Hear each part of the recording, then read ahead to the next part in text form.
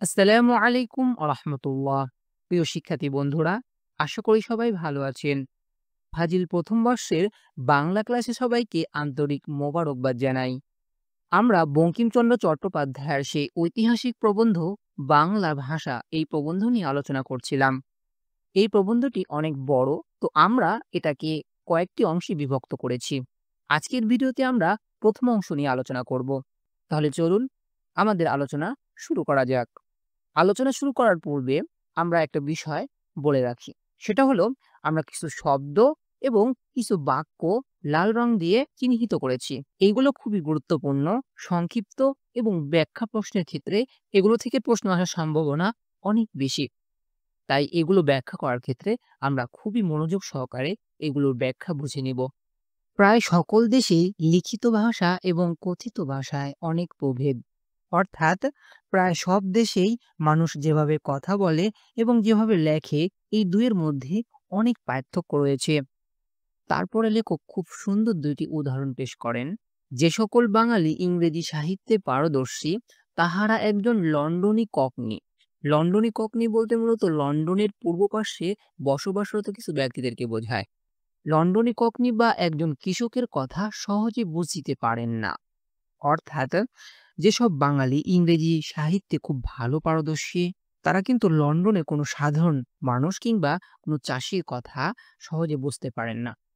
এবং এতদ্দেশে অনেকদিন বাস করিয়া বাঙালির সহিত কথাবার্তা কহিতে কহিতে যে ইংরেজরা বাঙ্গালা শিখিয়াছেন, তাহারা প্রায় একখানিও বাংলা গ্রন্থ বুঝিতে পারেন না। অর্থাৎ এই উপমহাদেশে সেই সময় ইংরেজরা বসবাস করছিল এবং তারা বাঙালির সহিত একসাথে বসবাস করতে করতে মিলে যে কথাবার্তা বাংলা ভাষা শিখেছেন, তারাও কিন্তু একটা বাংলা বইও বুঝতে পারত না।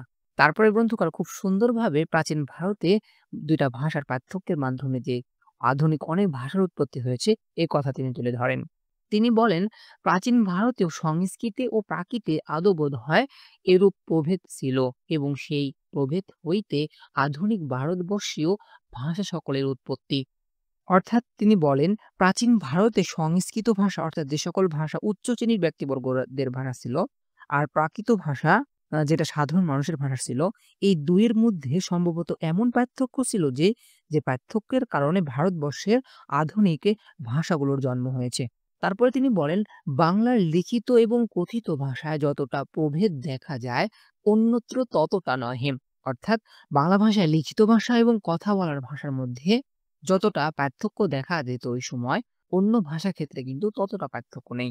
বলিতে গেলে কিছুকাল পূর্বে ২ টি পৃথক ভাষা বাংলায় প্রচলিত ছিল। অর্থাৎ সত্যি কথা বলতে গেলে কিছুকাল পূর্বে বাংলায় ২ টি ভাষার প্রচলন ছিল। একটির নাম সাধু ভাষা, অপরটির নাম অপর ভাষা। অর্থাৎ একটি সাধু ভাষা আর অপরটি অপর ভাষা। চলিত ভাষা যেটা মানুষের বোধগম্য সাধারণ যে ভাষাটা রয়েছে, সাধারণ মানুষের, সেটাকে মূলত গ্রন্থকার অপর ভাষা হিসেবে আখ্যায়িত করেছেন। তারপরে তিনি বলেন, একটি লিখিবার ভাষা, দ্বিতীয়টি কহিবার ভাষা। অর্থাৎ একটি লেখার ভাষা আর দ্বিতীয়টি বলার ভাষা। পুস্তকে প্রথম ভাষাটি ভিন্ন, দ্বিতীয়টির কোনো চিহ্ন পাওয়া যাইত না। অর্থাৎ বইপত্রে প্রথম ভাষাটা দেখা পেত, আর দ্বিতীয় ভাষা যেটা সাধারণ মানুষের বোধগম্য কথ্য ভাষা, সেটার কোনো অস্তিত্ব ছিল না আরকি। তারপরে তিনি মূলত ওই সময়কার সাধু ভাষা যেমন ছিল সংস্কৃত নির্ভর, অনেক দুর্বোধ্য, গুরুগম্ভীর, সেই কথা তিনি এই বৈশিষ্ট্যটা তিনি উল্লেখ করেন। সাধু ভাষায় অপ্রচলিত সংস্কৃত শব্দ সকল বাংলা ক্রিয়াপদের আদিম রূপের সঙ্গে সংযুক্ত হইত। অর্থাৎ সাধু ভাষায় এমন সব সংস্কৃত শব্দ ব্যবহার করা হতো যেগুলো সাধারণ মানুষ প্রায় ব্যবহার করত না। আর সেগুলো বাংলা ক্রিয়াপদের পুরনো রূপের অর্থাৎ জটিল রূপের সঙ্গে জুড়ে দেওয়া হতো। আমরা সেই সময়কার একটা উদাহরণ পেশ করি। সেটা হলো, চলিত ভাষা যদি আমরা বলি, তুমি এই কাজ করো। তো সেই সময়কার সাধু ভাষা যেটা সংস্কৃত নির্ভর ছিল, সেই ভাষা অনুযায়ী হবে, ভবতি অত্র কার্যং কুরুত। তাহলে ভেবে দেখুন বিষয়টা কেমন ছিল। তারপরে আসি, যে শব্দ আভাঙ্গা সংস্কৃত নহে, আভাঙ্গা বলতে বিশুদ্ধ সংস্কৃত শব্দ, যে ভাষা আভাঙ্গা সংস্কৃত নহে, সাধু ভাষায় প্রবেশ করিবার তাহার কোনো অধিকার ছিল না। অর্থাৎ যে শব্দ পুরোপুরি সংস্কৃত নয়, সেই শব্দ সাধু ভাষায় ব্যবহার করার অনুমতি ছিল না। লোকে বুঝুক বা না বুঝুক, আভাঙ্গা সংস্কৃত চাই। অর্থাৎ মানুষ বুঝতে পারুক বা না পারুক, তবুও বিশুদ্ধ সংস্কৃত ভাষা চাই। এবার গ্রন্থকার চলিত ভাষার বৈশিষ্ট্য সম্পর্কে বলেন, অর্থাৎ চলিত ভাষা তার অবস্থাতেই ছিল। অপর ভাষা যেদিকে না গিয়া সকলের বোধগম্য তাহাই ব্যবহার করে। অর্থাৎ অপর ভাষা যেটা মূলত চলিত ভাষা, এই দিকে না গিয়া যা সবাই সহজে বুঝে সেটাই মূলত চলছিল। গদ্য গ্রন্থাদিতে সাধু ভাষা ভিন্ন আর কিছু ব্যবহার হইতো না। গদ্য বা বইপত্রে কেবল শুধুমাত্র সাধু ভাষায় ব্যবহার করা হতো, আর বাইরের অন্য কোনো ভাষা ব্যবহার করা হতো না। তখন পুস্তক প্রণয়ন সংস্কৃত ব্যবসায়ীদিগের হাতে ছিল, অর্থাৎ সেই সময় বই লেখার কাজে ছিল মূলত সংস্কৃত জানা কিছু লোকদের নিয়ন্ত্রণে। অন্যের বোধ ছিল যে, যে সংস্কৃত না জানে বাংলা গ্রন্থ প্রণয়নে তাহার কোনো অধিকার নাই, সে বাংলা লিখিতেই পারে না। অর্থাৎ অনেকে বিশ্বাস করেন যে, যে ব্যক্তি সংস্কৃত জানে না তার বাংলা বই লেখার কোনো অধিকার নেই, এমনকি সে বাংলা লিখতেও জানে না। তারপরে তিনি বলেন, যাহারা ইংরেজিতে পণ্ডিত তাহারা বাংলা লিখিতে পড়িতে না জানা গৌরবের মধ্যে গণ্য করিতেন। যারা ইংরেজিতে খুব শিক্ষিত ছিলেন তারা বাংলা পড়তে বা লিখতে না পারাকে গৌরবের বলে মনে করত। এই বিষয়টা কিন্তু আমরা আমাদের সেই প্রবন্ধের প্রেক্ষাপটে কিন্তু আলোচনা করেছি। তারপরে, সুতরাং বাংলায় রচনা ফোঁটা-কাটা অনুস্বরবাদী দিগের একচেটিয়া মহল ছিল। এক কথায় ফোঁটা-কাটা অনুস্বরবাদী বলতে সংস্কৃতবাদীদেরকে বোঝায় আর কি। তারপরে, সংস্কৃতেই তাহাদিগের গৌরব।